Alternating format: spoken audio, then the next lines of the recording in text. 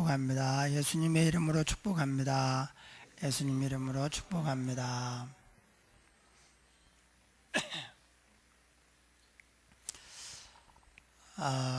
벨사살 왕, 느부갓네살 왕의 아들이었습니다. 또 황태자, 왕세자로서 정치 수업을 받고 이제 왕이 되었는데, 왕자로 태어나도 왕이 되지 않으면 또 그 운명이 비참해질 가능성이 많습니다. 왕자로 태어났고 그것도 왕세자가 되었어요. 참 복받은 거죠. 그런데 이 왕이 하나님을 두려워하는 마음이 없이 하나님과 비교하려고 하다가 하나님께서 벽에 글자 쓰는 손가락이 나타나고, 그래서 결국은 하나님이 달아보니까 부족하다. 그래서 그냥 끝내버렸어요. 그리고 이제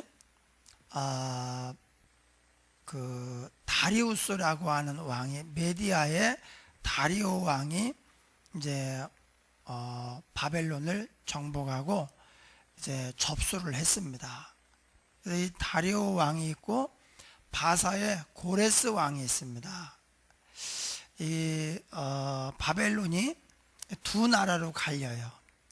이 메대의 다리오 왕이 바벨론의 일부를 먹고, 그 다음에 바사의 고레스 왕이 또 반을 이상을 먹고 해가지고 벨사살 왕 때 내가 너희 나라를 둘로 나누어서 다른 데 주겠다 그랬죠. 그래서 메대의 다리오 왕과 또 바사의 고레스 대왕이에요. 이 고레스 대왕은 느헤미야 때 이제 보내고 막 이렇게 하는데 그 어떤 아주 큰 역할을 하고, 이방 왕 가운데 아마 가장 믿음이 좋았던 왕으로, 이렇게 느부갓네살보다도 훨씬 더 하나님을 경외하고 온전히 섬겼던 왕이 바사의 고레스 왕이에요. 이 다리오 왕과 고레스 왕은 무슨 관계가 있습니다. 뭐냐, 이 고레스 왕이 다리오 왕의 사위예요. 그러니까 다리오의 딸을 고레스가 왕비로 맞아들여서, 그래서 나중에 이 메대가 아마 아들이 없었는지, 그래서 이 메디아가 바사 왕국으로 흡수가 됩니다. 그래서 결국은 고레스가 전체를 이제 다스리게 되는데, 그 다리오 왕 때에 잠깐 있었던 일입니다. 120명의 그 방백, 120명의 고관을 세워가지고 전국 120도를 통치하게 했습니다. 근데 그 120명과 거기에 딸린 지역을 관할하는 것도 이게 참 쉽지 않은 일이죠. 그래서 3명의 총리를 두어서 이 120명을 뭐 3분의 1씩 나눠 가지고 이제 관리하도록 하고 왕에게 보고하고 이렇게 하도록 했습니다. 그런데 다니엘이 이 3명의 총리 가운데 들어간 거예요. 그런데 다리오가 보니까 다니엘이 너무나 지혜롭고 능력이 있어요. 그래서 이 다리오 생각에 내가 이 다니엘을 제일 높은 3명의 총리를 또 관리하고 다스리는, 그래서 전체 120도를 다 다스리는 그런 이제 지도자로 삼아야 되겠다. 거의 왕이나 마찬가지인 거예요. 예.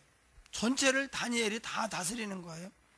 그래가지고 이제 그런 어떤 이제 계획을 가지고 있을 때 두 총리와 나머지 이 메대의 방백들이, 고관들이 그걸 눈치를 챘습니다. 그리고 이건 너무 자존심 상하는 일이다. 이게 포로로 끌려온 주제에 우리의 우리의 최고 머리가 되어서 우리 전부를 다스리는 것은 기분 나쁘다. 그래가지고 그들이 모의를 하고 다니엘을 이제 무너뜨리기로 그렇게 계획을 했습니다. 그리고 뒷조사에 들어갔어요. 사실 조사하면 다 나옵니다. 세상에 털어서 먼지 안 나는 사람이 어디 있습니까? 요즘에는 또 정보화 시대라 우리가 무엇을 냈고 이거 다 나와요. 심지어 어디 들어가 가지고 검색을 하잖아요. 뭘 검색했는가도 다 나옵니다. 가지고 이제 뭐 나쁜 짓 하는 사람들이 이제 사람을 뭐 어떻게 죽이나 이런 거 막 검색을 하잖아요. 그럼 다 그 기록이 돼 있습니다. 예, 어디를 갔는지 CCTV가 우리가 하루에 이렇게 다니는데 아마 지금 100 몇십 번 이상 찍힐 거예요. 우리가 어디를 가고 누구를 만나고 그걸 다 나옵니다. 털어 먼지 안 난 사람 없고. 그래서 다니엘을 본격적으로 이제 그 잘못된 거 고소할 빌미를 찾기 위해서 조사에 들어갔는데 세상에 다니엘이 걸릴 게 아무것도 없는 거예요. 조사하면 다 나오고 털어 먼지 않는 사람이 없거든요. 그런데 조사했는데 없는 거예요. 결론을 내리기를 하나님을 섬기는 신앙의 문제 이거 가지고 걸기 전에는 다니엘은 걸 게 없다. 그러니까 업무의 능력이나 인격이나 그의 삶에 있어서 흠잡을 데가 없는 거예요. 그를 고발할 아무 근거, 아무 업무를 우리가 찾을 수가 없도다. 얼마나 꼼꼼하게 들여다보고 또 뒷조사를 했겠습니까? 그런데 없는 거예요.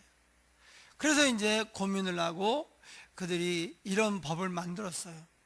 다니엘이 매일 하루에 3번씩 예루살렘으로 향하여 난 창문을 열고 기도한다는 걸 알고 요걸 가지고 다니엘을 걸어야 되겠다. 그래서 이 다니엘을 이제 넘어뜨리려고 무너지게 하려고 왕에게 가서 이런 법을 제안을 했습니다. 앞으로 30일 동안 어떤 신에게나 어느 누구에게나 기도하지 말고 오직 왕에게만 무엇을 구하게 하소서. 그러니까 사실 이런 법은 악법입니다. 그냥 종교의 자유가 있으면 그냥 구하면 되는 거지. 그리고 만약에 다른 신에게 구하는 게 잘못이라면 한시적으로 하지 말고 그냥 영원히 그렇게 하지. 영원히 왕에게만 구하게 하라. 근데 왕이 그걸 감당을 못하죠. 백성들이 전부 왕에게 와서 왕에게 어떤 요구를 말하고 기도하고 그러면 이거 왕이 감당을 하겠습니까? 만약에 이게 나쁜 일이면 영원히 그래야 되고, 그렇지 않으면 아예 이런 법은 만들면 안 됩니다. 근데 이 법은 오직 다니엘을 잡아놓기 위한 법이에요. 다니엘이 이제 매일 기도하는 걸 알고 이걸 못하게 해야 되겠다. 기도를 안 하면 어차피 죽은 거나 마찬가지고, 기도를 하면 사저굴에 던져놓고, 마귀와 또 그의 세력들이 비상해요. 다니엘로 하여금 기도하지 못하게 하려고 이렇게 한 거예요. 저는 기도하면 사저굴에 던져 죽이면 되고, 그 앞에 바벨론은 누가 무슨 잘못을 하고 말을 안 들으면 불에 태워 죽였습니다. 그런데 이 메대 파사는 굶주린 사자 굴에 집어넣어 가지고 짐승의 밥이 되게 했어요. 요 메대 파사는 불에 태워 죽이지 않아요. 왜 그러냐? 지금 이 당시로부터 한 150년 전쯤에 짜라투스트라라고 하는 사람이 나타나서 종교를 하나 만들었어요. 이 사람이 아주 지혜로운 사람이고 아주 뛰어난 사람이었어요. 그래서 종교를 하나 만들고 이렇게 했는데 그게 조로아스터교라는 종교예요. 조로아스터교, 한문으로 배화교, 불을 숭배하는 종교예요. 네, 이런 영향이 우리나라에까지 영향을 받았어요. 우리나라도 좀 있는 집은요, 며느리가 들어오잖아요. 며느리의 첫 번째 주의사항, 목숨을 걸고 지켜야 되는 게 불을 안 꺼뜨리는 거예요. 예, 이 불을 꺼뜨리면 난리가 납니다. 다른 집에 가서 빌려오면 되지. 아닙니다. 예, 이 불은 우리 집안을 보호하고 우리 집안을 잘 되게 하는 거의 신의 개념이에요. 그게 배화교입니다. 네, 이 배화교가 페르시아가 믿던 종교, 페르시아가 이 조로아스터교를 받아들여 가지고 그 영향을 받았고, 이것이 인도로 중국으로 퍼졌는데 거의 다 없어지고요. 왜냐하면 오늘날은 불이 너무 흔하잖아요. 예, 예전에는 불을 꺼뜨리면 이 불을 어디 가서 빌려와야 되는데 불 빌려오기가 쉽지 않아요. 예, 그래서 뭐 집에다가 빌려, 뭐 화로에다가 한다든지, 이거 불을 그 부엌에 가서 빌려오다가 또 잘못하면 집 태울 수도 있고, 그래서 예전엔 그랬는데 지금은 뭐 불이 뭐 그냥 라이터 하나 켜면 불이 나오고 뭐 이러니까 옛날 같지 않은데, 그래서 예전에는 이 조로아스터교, 배화교가 전체적으로 퍼지고, 어쨌든 그 종교가 우리나라에까지 왔다는 것. 그래서 우리나라도 이 불을 숭배하는 이런 믿음이 있었다는 거예요. 지금은 이제 인도에만 이 교가 남아 있어가지고 인도가 힌두교인데, 그 중에 또 어느 지역은 불을 숭배하는 종교를 믿고 있어요. 예, 그런 종교인들이 또 많이 있는 지역이 있습니다. 예, 어쨌든 이 다니엘이 왕의 마음에 들었어요. 왕의 눈에 띄고 기회가 오니까 아주 능력을 발휘해서 세 총리 가운데에도 가장 두각을 나타내는 그런 총리가 되어서 왕이 120도 전체를 다스려야 되겠다. 그러니까 한 계단 더 승진을 시켜서 지금은 40개의 도라면 이제 전체를 다 네가 다스려라, 이렇게 하겠다는 거예요. 이제 그런 어떤 이제 좋은 일이 있지만 또 시기를 받아가지고 또 어려움이 왔습니다. 그래서 오늘 우리가 말씀을 통해서 왜 다니엘이 이렇게 왕에게 인정을 받고 또 승진을 하게 되었는가.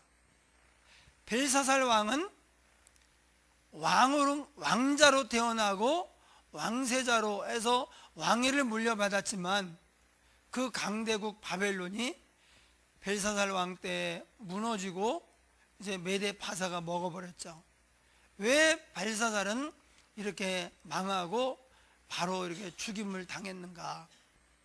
그 이유와 다니엘이 쓰임받은 이유와 벨사살이 하나님께 쓰임받지 못한 이유, 버림받은 이유가 같습니다. 그래서 왜 다니엘이 쓰임받았는가. 첫 번째는 다니엘이 능력 있는 사람이에요. 예, 여기 보니까 3절에 다니엘은 마음이 민첩하여 총리들과 고관들 위에 뛰어남으로 왕이 그를 세워 전국을 다스리게 하고자 한지라. 다니엘이 마음이 민첩했어요.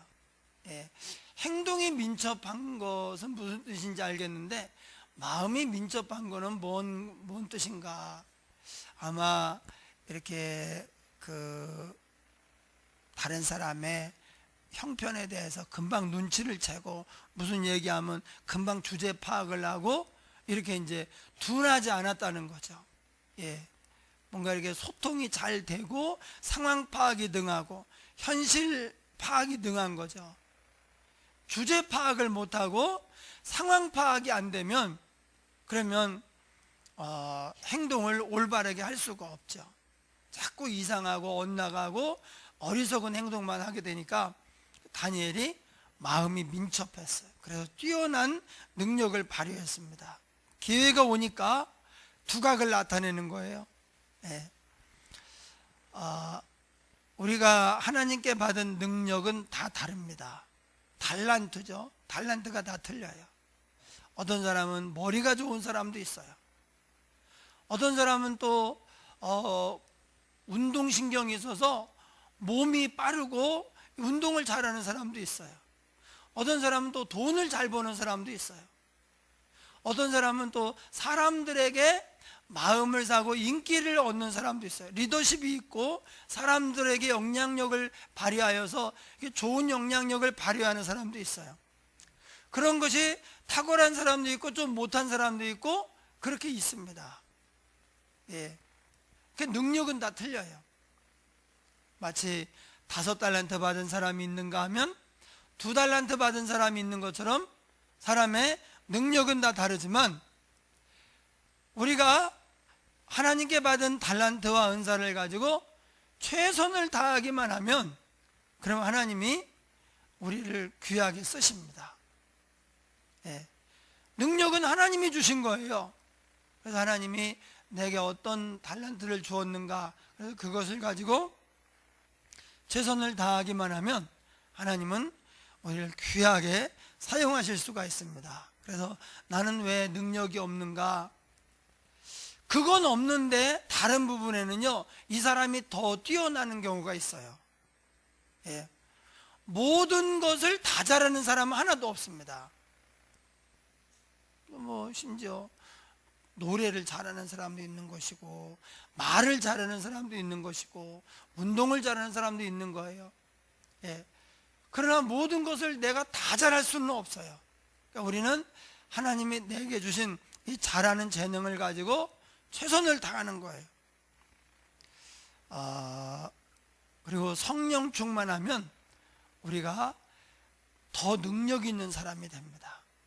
예. 오직 성령이 너희에게 임하시면 너희가 권능을 받고, 우리가 성령 충만하면 내가 옛날에 내가 어떤지 모를 정도로 그렇게 사람이 능력 있는 사람이 돼요. 다니엘은 능력 있는 사람이었어요. 왜 그러냐? 워낙 좀 지혜도 있었습니다. 노력도 많이 합니다. 그런데 다니엘은 성령 충만한 사람이에요. 다니엘에 대해서 사람들이 느낄 때 한마디로 말하면 다니엘 성령 충만한 사람. 그러니까 왕이 꿈을 꾸고 생각이 안 날 때, 환상을 보고 그것이 뭔지 모를 때 그걸 다 해석할 수 있는 것은 뭐냐? 다니엘이 성령 충만했기 때문에 그래요. 예, 그래서 다니엘은 능력 있는 사람이었다. 두 번째, 다니엘은 충성된 사람이었습니다. 4절 보면 이에 총리들과 고관들이 국사에 대하여 다니엘을 고발할 근거를 찾고자 하였으나 아무 근거 아무 허물도 찾지 못하였으니 이는 그가 충성되어 아무 그릇됨도 없고 아무 허물도 없음이었더라. 다니엘이 충성되어서, 충성된 사람이에요. 능력치는 달라도 최선을 다하면 하나님이 거기서 역사하시고 열매를 맺게 하십니다. 충성이라고 하는 것은 일단 최선을 다한다는 뜻이 있어요. 또 충성이라고 하는 것은 이랬다 저랬다 하지 않는다는 그런 뜻이 있어요. 예, 마음이 흔들리지 않는 거예요. 예, 돌밭에 심겨진 씨는 해가 나니까 말라 죽어버렸잖아요. 그래서 그걸 뭐라 그러냐? 핍박이나 박해, 유혹에 넘어져 가지고 믿음을 놓치는 사람이에요. 근데 충성스러운 사람은 무슨 핍박이 있어도 어떤 유혹이 있어도 흔들리지 않고 오직 하나님께만 마음을 딱 두고 최선을 다하는 사람이에요. 하나님이 귀하게 보시는 사람은 사실 능력 있는 사람이 아닙니다. 오히려 충성된 사람을 귀하게 여기셔요. 모세와 아론 가운데서 말하는 능력, 백성들을 지도할 때 이 말하는 능력이 있어야 되거든요. 말하는 능력으로만 보면 아론이 훨씬 나아요. 그런데 하나님은 모세와 함께 일하고 싶어 하시는 거예요. 모세는 충성되니까. 여호수아를 왜 모세 후계자로 만들었습니까? 충성되니까. 여러분, 우리 능력보다 더 중요한 게 하나님에 대한 충성심이에요. 최선을 다하는 마음, 흔들리지 않는 마음. 그래서 다니엘은 충성된 사람이었어요. 세 번째, 다니엘은 어떤 사람이냐? 결점이 없는 사람이었습니다. 그가 충성되어 아무 그릇됨도 없고 아무 허물도 없음이었더라. 사실 충성하지 않는 것 자체가 큰 결점입니다. 충성하고 성실하게 최선을 다할 때 우리가 결점이 없는 사람이 될 수가 있어요. 업무에 있어서도 또 그 삶과 인격에 있어서도 흠잡을 데가 없는 사람이었어요. 사실 이렇게 다 갖추기 어렵거든요. 사람이, 어떤 사람은 일은 잘하는데 너무 일을 잘하고 능력이 있다 보니까 교만하고 인격이 다듬어지지 않아 가지고 그래서 이 인격이나 삶에 문제가 있는 경우도 있어요. 어떤 사람은 착하고 좋은데 능력이 없어요.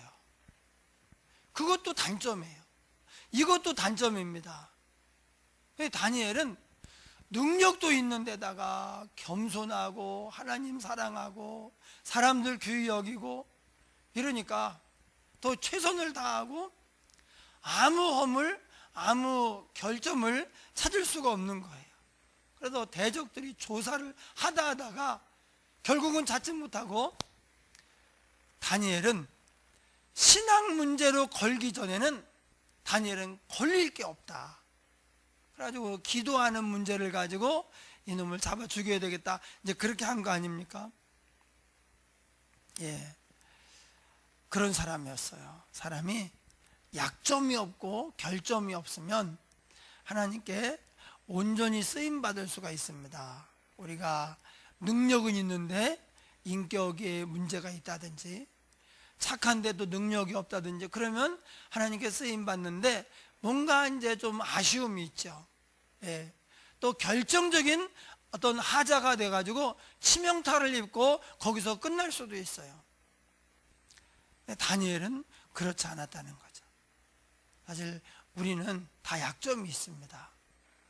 털면 먼지가 납니다. 그럼 어떻게 되는가?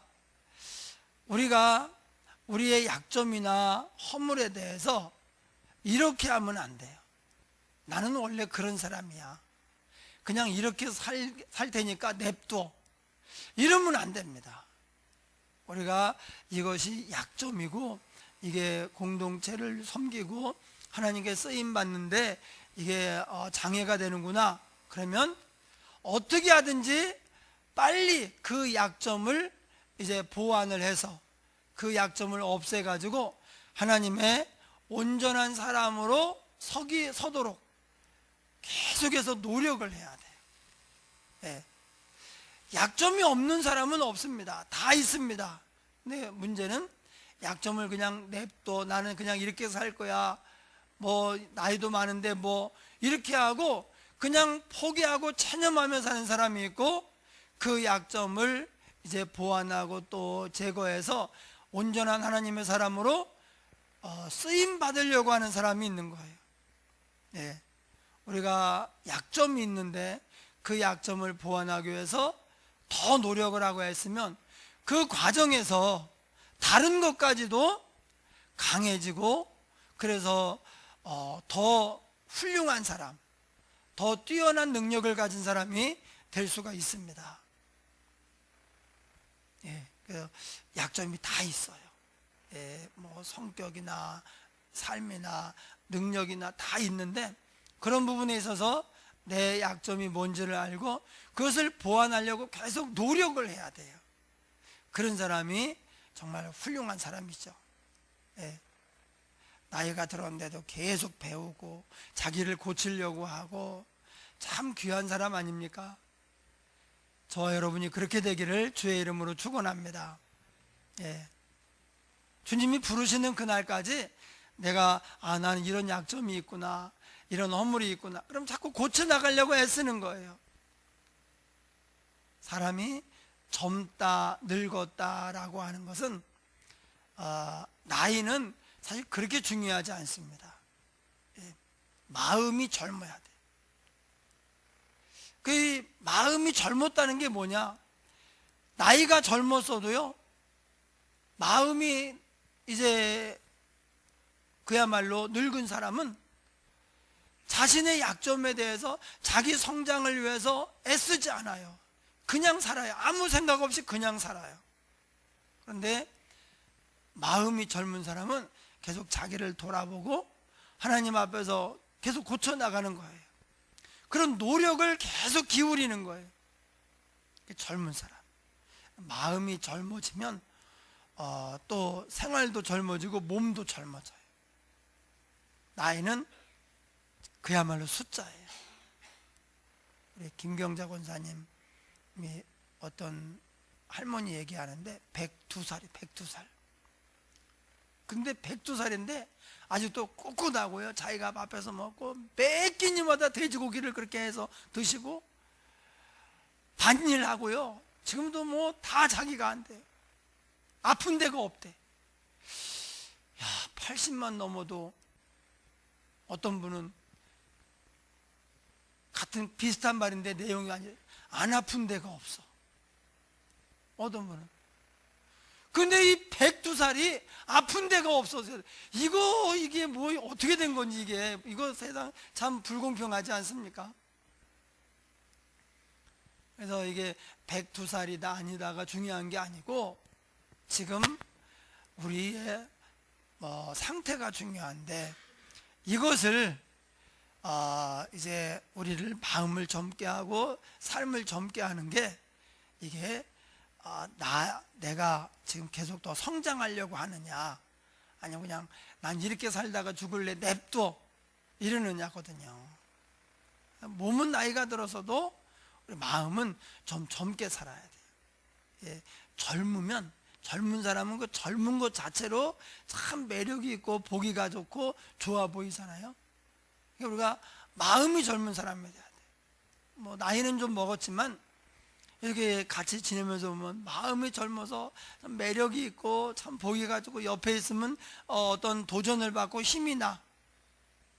우리가 그래야 된다는 것입니다. 이렇게 우리를 하나님의 사람으로 온전하게 하는 게 뭐냐? 바로 말씀이에요. 오늘 아침에도 어린아이와 같아야 천국에 들어갈 수 있다고 했는데 어린아이와 같은 사람이 누구냐? 단순해요. 다른 것은 신뢰 안 해요. 오직 하나님 말씀 딱 하나 붙잡고 나는 말씀대로 간다. 순수하게 가는 거예요. 너무 생각이 많고 복잡하고 너무 여러 가지를 관여하려고 하고 다 중요하게 생각하고 이거 어른입니다.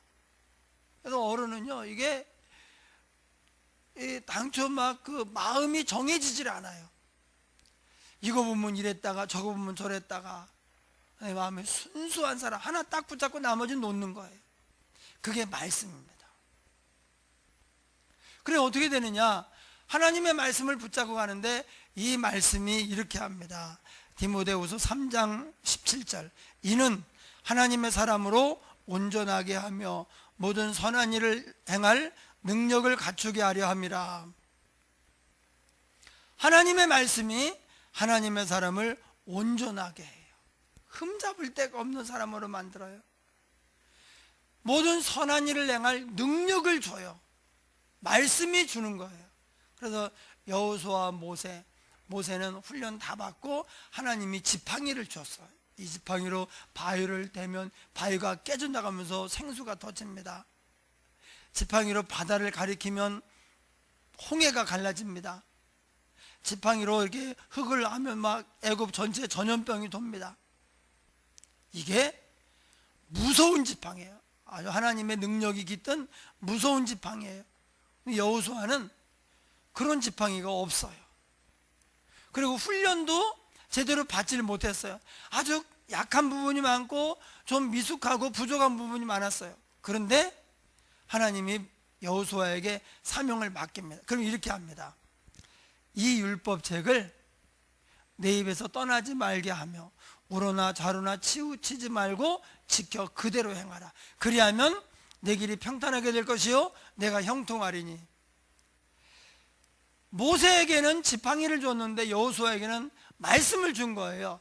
이 말씀이 아직은 많이 자라야 되고 부족한 여호수아를 성장시킵니다. 온전하게 합니다. 그래서 이스라엘 백성들을 가나안으로 이끄는 이 대업을 능히 감당할 수 있도록 능력도 줍니다.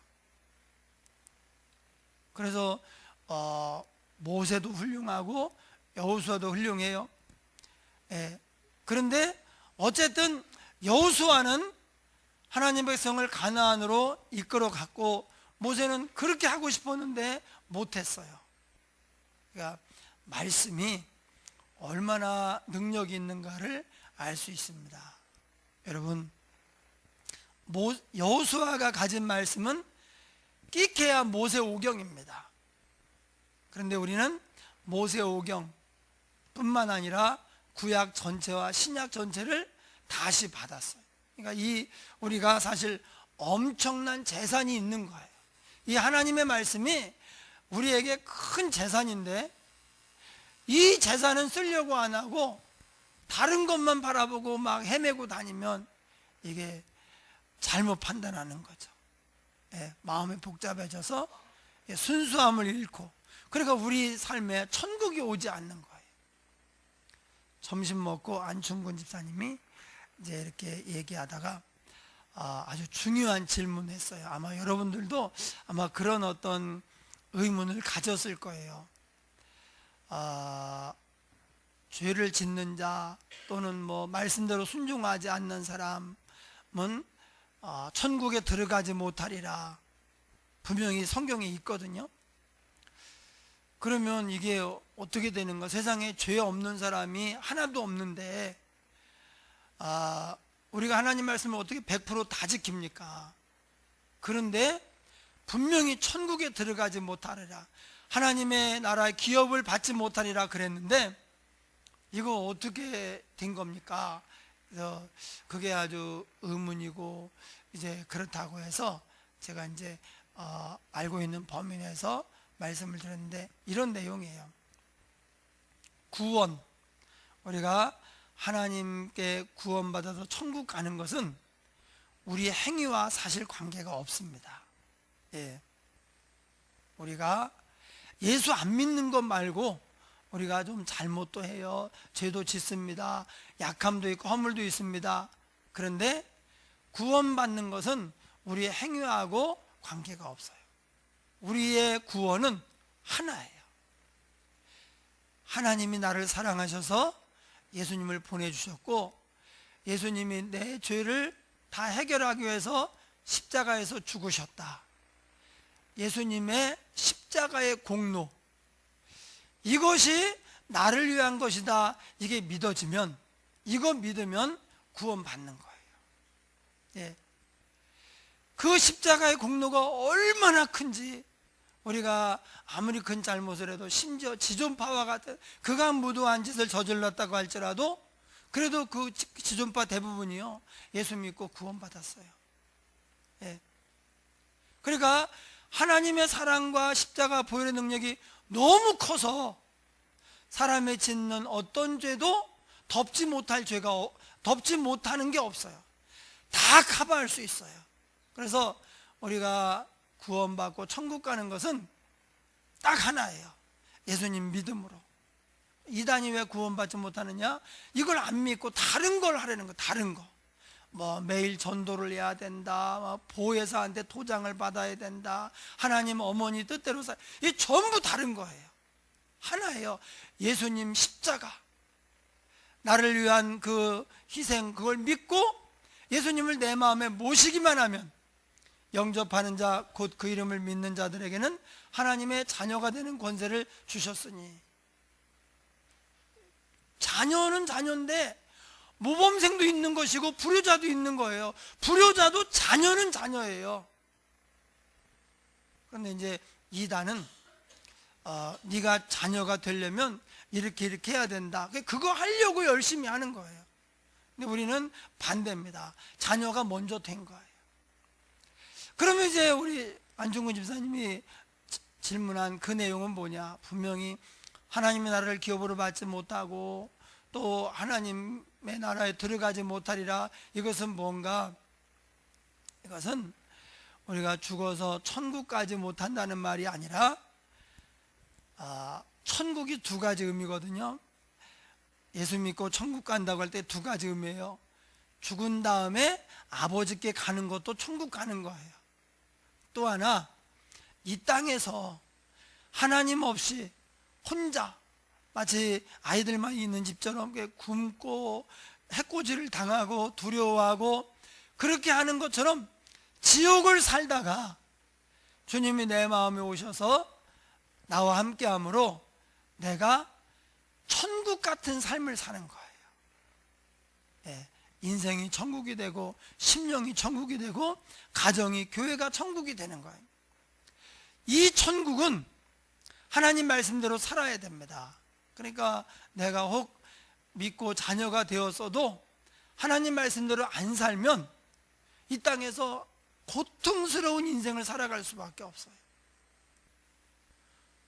분명히 자녀로 태어나긴 태어났는데 말을 안 들어요. 이게 제대로 살질 않고 그러니까 부모님이 이제 기업을 안 물려주는 거예요. 너는 한 푼도 없다 이렇게 되는 거예요. 그리고 그냥 몰려다니면서 온갖 그 나쁜 것들에게 시련을 당하고 고통을 받고 그러니까 삶이 지옥이 돼버리는 거예요. 그래서 그것도 천국에 들어가지 못하리라는 표현을 써요. 그러니까 천국은 의와 평강과 희락이거든요. 예, 마음이 평안하고 기쁨이 넘치고 감사가 넘치고 주님과 동행하면서 주님께 맡기고 주님의 능력으로 살고 이렇게 하는데 그게 아무것도 없어요. 기도해도 응답이 안 되고 주님의 능력도 안 나타나고 계속 세상은 나를 쥐어받고 밀어붙이고 그게 막 지옥이 되는 거예요. 우리가 사실 나중에 천국 가지만 여기서 그 천국을 많이 갖다 써야 돼요. 네. 천국을 여기서 많이 누리면 누릴수록 그만큼 천국 가서 상을 받아요. 여기서 지옥을 살잖아요. 그럼 상이 없어요. 그래서 여기서 우리가 누리는 천국과 죽은 다음에 가는 천국이 이렇게 연동이 돼 있어요. 여기서 우리가 하나님 능력을 가지고 이기고 승리하고 복받고 쓰임받고 행복하게 살잖아요. 그러면 천국 가서 상을 그렇게 많이 받습니다. 그 상은 우리가 여기서 상상할 수가 없을 정도로 그렇게 귀한 상입니다. 여기서 불순종하고 내 맘대로 살고 해가지고 여기 삶이 지옥이었다. 천국을 이제 갖다 써야 되는데 하나도 못 쓴 거예요. 천국에 상이 없습니다. 그걸 갖다가 불 가운데서 얻은 건 부끄러운 구원. 막 차려입고 막 바리바리 싣고 주님의 은혜를 내가 이렇게 살아. 그리고 이제 가야 되는데 겨우 그냥 몸만 구원 받아가지고 아무것도 없는 거예요. 하나님이 이렇게 많이 은혜 주셨는데 그걸 다 낭비하고 빈털터리로 뻘거벗고 천국에 들어가는 거예요. 그걸 갖다 부끄러운 구원이라 그래요. 이렇게 하면 안 된다는 거죠. 그래서 우리가 따라합니다. 온전해야 쓰임 받는다. 네, 온전해야 쓰임 받아요. 그래서 능력 있는 사람, 충성된 사람, 또 약점이 없는 사람이 돼야 돼요. 네, 다 쉽지 않아요. 그러나 우리가 성령 충만하고 계속해서 성장하려고 하는 이 마음이 젊은 사람으로 믿음 이렇게 신앙생활할 때 하나님이 우리를 온전하게 만들어 주시고 또 귀하게 쓰시고 복 있는 사람이 될 줄 믿습니다. 우리 함께 통성으로 한번 기도하겠습니다. 하나님 아버지, 우리를 온전하게 하옵소서. 마음이 젊은 사람이 되게 하옵소서. 우리에게 약점이 있을 때 이걸 보완하고자 달려가게 하시고 참으로 능력 있는 사람, 충성된 사람이 되게 하시며 결점이 없는 사람이 되게 하옵소서. 온전해야 쓰임받는다고 했습니다. 우리가 이 땅에서 천국을 경험하며 누리게 하시고 행복한 삶을 살아서 주위 사람들에게도 복음을 능히 전할 수 있는 믿음의 사람들이 되게 하여 주옵소서. 하나님 역사하여 주옵소서. 하나님, 그래야 우리 교회가 천국이 되고 가정마다 천국이 되고 우리 인생이 천국이 되게 하여 주시옵소서.